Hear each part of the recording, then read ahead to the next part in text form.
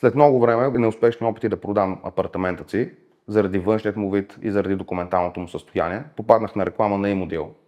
Хората и екипът на Имодил откликнаха много бързо, много приятелски настроени, дойдоха да погледнат имота и по-малко от 24 часа след това имах изгодно предложение.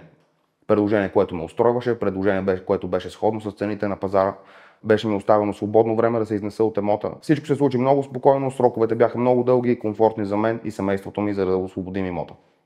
Сумата беше изплатена в обещания срок, нещо, което много други компании на пазара за недвижими имоти предлагат и обещават, че могат да направят, но никога не се стига за предложение за директно изкупуване. Предложението им беше много адекватно спрямо имотите на пазара, каквито са в момента.